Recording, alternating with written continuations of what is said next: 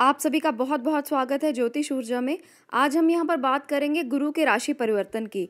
30 मार्च से गुरु ग्रह का राशि परिवर्तन हो रहा है। गुरु ग्रह 30 मार्च से रात 3:30 बजे राशि परिवर्तन करके धनु राशि में आ जाएंगे। धनु राशि गुरु की मूल त्रिकोण राशि मानी जाती है। यहाँ पर गुरु आकर बहुत अच्छा प्रभाव देते हैं, क्योंकि कोई भी ग्रह जब अपने ही घर में आ जाता है तो वहाँ पर वो बहुत अच्छा फल देता है। परंतु फिर भी कई राशियों के ऊपर इनका बुरा प्रभाव भी रहेगा। तो आज की इस वीडियो में हम यही जानेंगे कि किस किस राशि पर गुरु का बुरा प्रभाव रहने वाला है। अगर हम ग्रहों की बात करते हैं तो गुरु सबसे बड़े ग्रह माने जाते हैं, इसलिए गुरु का प्रभाव भी सबसे ज़्यादा रहता है।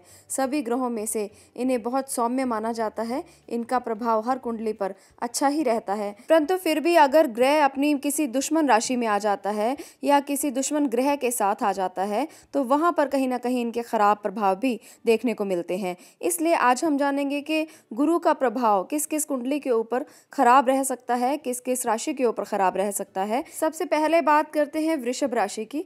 वृषभ राशि के लिए बृहस्पति की स्थिति अब तक उनके सप्तम घर में थी।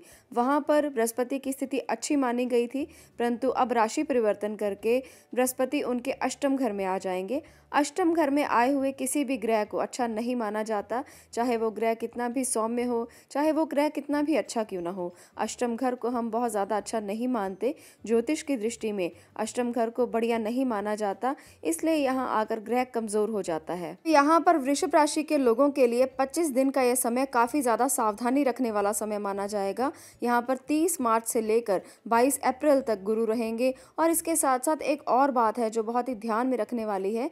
यहाँ पर गुरु के साथ दो और ग्रह मौजूद हैं, शनि और केतु। वो भी 9वीं राशि में मौजूद हैं और अष्टम घर में मौजूद हैं। इसलिए यहाँ पर और भी ज़्यादा सावधानी की आवश्यकता पड़ेगी। जब कोई पापकत्री ग्रह गुरु के साथ आते हैं तो वहाँ पर कोई ना कोई दिक्कतें ज़रूर खड़ी कर देते हैं। वृषभ राशि के लोगों को 25 दिन के लिए सेहत को लेकर बहुत सावधान रहना चाहिए। सबसे ज़्यादा इफेक्ट उनकी सेहत पर आएगा। उनकी सेहत को लेकर चिंताएं बनी रहेंगी। इसके साथ साथ कोई ऐसे योग भी नज़र आ रहे हैं कि कोई गुप्त रोग आपको सता सकता है, गुप्त बीमारी आपके सामने आ सकती है जिसका अभी तक आपको पता नहीं लगा था। तो इसलिए सेहत को लेकर बिल्कुल भी कोताही ना बरतें। सेहत को लेकर तो उनको सावधान रहने की ज़रूरत पड़ेगी, परंतु वृषभ राशि के लिए यहाँ पर एक अच्छी खबर ज़रूर हो सकती है।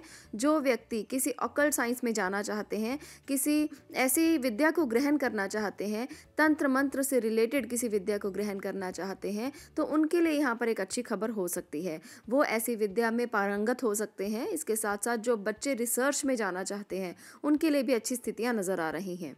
अब आगे बात करते हैं कर्क राशि की। कर्क राशि को भी यहाँ पर 25 दिन के लिए सावधान रहने की आवश्यकता है। अब तक बृहस्पति उनके पंचम घर में थे, अब छठे घर में आ जाएंगे, राशि परिवर्तन करेंगे और छठे घर में आ जाएंगे। इसलिए यहाँ पर छठे घर में आया हुआ ग्रह भी कमज़ोर माना जाता है। छठे घर को रोगों का घर माना जाता है, कर्जों का घर माना जाता है। इसके साथ साथ यहाँ से हम आपकी नौकरी को भी देखते हैं, तो वहाँ पर आए हुए बृहस्पति ग्रह कहीं ना कहीं कमज़ोर स्थिति में ज़रूर हो जाएंगे। इसलिए कर्क राशि के लोगों को यहाँ पर अपने स्वास्थ्य का ध्यान रखने की आवश्यकता पड़ेगी। यहाँ से रोगों को देखा जाता है। छठा घर रोगों का घर माना जाता है। जब बृहस्पति यहाँ पर आए हुए हैं तो यहाँ पर रोगों से संबंधित आपको रिलीफ देते, परंतु इसके साथ साथ यहाँ पर आए हैं शनि ग्रह और केतु साथ में विराजमान है। तो यहाँ पर स्थिति को हम अच्छा नहीं कह सकते। दो पापकत्री ग्रह बृहस्पति के साथ बैठे हुए हैं, जिसके कारण आपको रोगों के लिए सावधान रहना होगा। आपका स्वास्थ्य बिगड़ सकता है। परंतु बृहस्पति एक ऐसे ग्रह हैं जहाँ पर भी दृष्टि संबंध से देखते हैं, वहां पर बहुत ज्यादा फायदा देते हैं। यहाँ पर बृहस्पति की दृष्टि कर्म क्षेत्र के ऊपर है, जिसके कारण आपको कर्म क्षेत्र से लेकर लाभ हो सकता है। इसलिए घबराने की आवश्यकता नहीं है। व्यापारियों को यहाँ पर लाभ की स्थिति बनी रहेगी। बृहस्पति का दृष्टि संबंध 12वें घर से भी हो रहा है, इसलिए अगर आप किसी विदेशी भूमि से धन कमाना चाहते हैं तो वहां पर भी आपके लिए अच्छा समय नजर आ रहा है। विदेश में जो लोग जॉब कर रहे हैं, जो लोग बिजनेस कर रहे हैं, उनको लाभ हो सकता है। तो बृहस्पति और केतु का यहाँ पर विराजमान होना कहीं ना कहीं आपके लिए फायदेमंद भी साबित हो सकता है। इसलिए हर पक्ष से आपको घबराने की आवश्यकता नहीं है। बस आपको सावधान रहने की आवश्यकता है। यहाँ पर अगर आप कोई ऋण लेना चाहते हैं, अगर आप कोई ऋण चुकाना चाहते हैं तो बहुत अच्छा समय है ऋणों को लेने के लिए और ऋण चुकाने के लिए। ये समय आपके लिए काफ़ी फ़ायदेमंद साबित हो सकता है। इसलिए अगर आप इस समय में 25 दिन के समय में कोई ऋण लेना चाहते हैं तो ले सकते हैं। आपके लिए ये स्थितियाँ फ़ायदेमंद हो सकती हैं। आपके बिजनेस में ग्रोथ के लिए ऋण लेना भी बहुत ज़रूरी है, इसलिए इस समय पर लिया गया ऋण आपके लिए जल्दी ही चुकता हो जाएगा। एक विशेष सावधानी आपको और रखनी होगी। बृहस्पति का दृष्टि संबंध 12वें घर में होने के कारण विदेशी भूमि से तो फायदा होगा, परंतु आपके खर्चे बहुत ज़्यादा बढ़ते हुए नजर आ रहे हैं। इसलिए खर्चों पर थोड़ा लगाम लगाने की ज़रूरत है। थोड़ा मेंटेन करके चलें, संतुलन में चलेंगे तो ये बृहस्पति आपको फ़ायदा देगा। नहीं तो आपके खर्चे इतने ज़्यादा बढ़ जाएंगे कि आप उन्हें कंट्रोल नहीं कर पाएंगे। इसलिए इस खास स्थिति को ध्यान में रखकर आप अपने बिजनेस के लिए इन्वेस्टमेंट्स करें। आप अपने पैसों को प्लान करके चलें, मैनेज करके चलें, संतुलन में रख के चलें तो बहुत अच्छा होगा। छठे घर में बैठकर बृहस्पति अपना अगला दृष्टि संबंध दूसरे घर पर कर रहे हैं। इस दृष्टि संबंध के कारण आपके संचित धन में वृद्धि हो सकती है। बृहस्पति जब जब कहीं भी दृष्टि संबंध बनाते हैं तो वहां से लेकर आपको फायदा दे सकते हैं।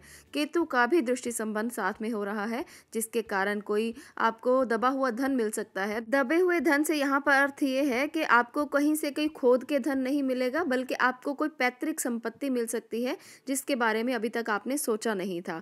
हो सकता है ये पैतृक संपत्ति माता की तरफ से कहीं से हो या पिता की तरफ से भी आपको मिल सकती है।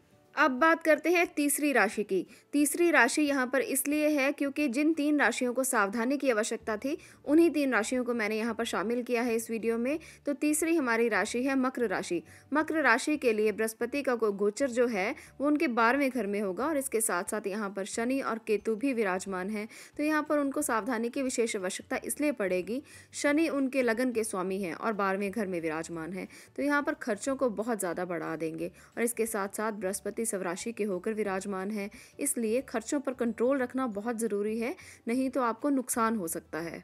बृहस्पति की यहाँ पर बैठकर 5वीं दृष्टि चौथे घर पर पड़ रही है। चौथा घर आपका सुख भाव माना जाता है, तो इसलिए आप इन सब चीज़ों पर इन्वेस्ट ज़रूर करेंगे। हो सकता है आप कोई भूमि खरीद लें, कोई वाहन खरीद लें, तो ये आपके लिए एक अच्छी खबर भी हो सकती है, परंतु आपके खर्चे ज़रूर बढ़ सकते हैं। जैसा कि मैंने पहले कहा, खर्चों पर नियंत्रण की आवश्यकता ज़रूर रहेगी। अगर आप ऐसा नहीं करते तो पैसों संबंधी दिक्कतें आपको आ सकती हैं, इसलिए इस बात का ज़रूर ध्यान रखें कि खर्चों को आप नियंत्रित करके चलें। यहाँ पर बैठे हुए बृहस्पति का जो अगला दृष्टि संबंध है वो आपके छठे घर पर हो रहा है, इसलिए अगर आपने कोई ऋण लिया हुआ है या कोई ऋण लेना चाहते हैं तो विशेष सावधानी ज़रूर रखें। देखिए, बृहस्पति जहाँ भी देखते हैं दृष्टि संबंध के साथ, वहाँ पर ज़रूर कुछ ना कुछ अच्छा करते हैं। इसलिए पीछे कोई भी अगर आपके रोग चले आ रहे हैं तो उनसे आपको मुक्ति मिलेगी, आपके दुश्मनों से आपको मुक्ति मिलेगी, शत्रु बाधा से आप मुक्त होंगे। इसके साथ साथ यहाँ पर बैठे हुए बृहस्पति अष्टम घर पर भी दृष्टि बनाए हुए हैं। 9वीं दृष्टि से वो अष्टम घर को देख रहे हैं, जिसके कारण यहाँ पर आप कोई धार्मिक कार्य कर सकते हैं। केतु जब 12वें घर में आते हैं तब मानते हैं कि मोक्षदायक ग्रह माने जाते हैं, और केतु बृहस्पति के साथ आकर ज्ञान को बहुत बढ़ा देते हैं। इसलिए इस समय पर अगर आप तंत्र मंत्र से संबंधित कोई विद्या हासिल करना चाहते हैं, कोई गुप्त विद्याओं में पारंगत होना चाहते हैं, तो बहुत ही अच्छा समय है। इस समय पर आप ज़रूर ऐसा करें, आपके लिए बहुत फायदेमंद स्थिति हो सकती है। ये ज्ञान आपके लिए आगे जाकर बहुत तरक्की पर लेकर जा सकता है। तो चलिए दोस्तों, आज हमने यहाँ पर जाना कि किन 3 राशियों को बृहस्पति के राशि परिवर्तन पर विशेष सावधानी रखनी चाहिए, और इसके साथ साथ उनको लाभ भी खूब होगा। यहाँ पर सावधानी इसलिए है क्योंकि इन 3 राशियों को बहुत ज़्यादा सेहत को लेकर सावधान रहना चाहिए। छठा घर, अष्टम घर और 12वां घर कुछ ना कुछ सावधानी रखने के लिए ज़रूरी है कि यहाँ पर जब कोई ग्रह गोचर करता है तो हम उनको आगाह करें कि आप अपने प्लान करें, उस तरह से अपने काम को, आप अपने ग्रह स्थितियों को समझकर काम को प्लान कर लें ताकि आपको कोई भी नुकसान ना हो। तो आज के लिए इतना ही। अगर आपको ये वीडियो अच्छी लगी हो तो इसे ज़रूर लाइक करें, इसे शेयर ज़रूर करें, ताकि बाकी लोग भी ये जान सकें कि बृहस्पति का गोचर उनके लिए क्या कह रहा है। आपका वीडियो को देखने के लिए बहुत धन्यवाद। इस चैनल को ज़रूर सब्सक्राइब करें ताकि ऐसे ही वीडियोज़ को और मैं आपके साथ शेयर कर सकूँ।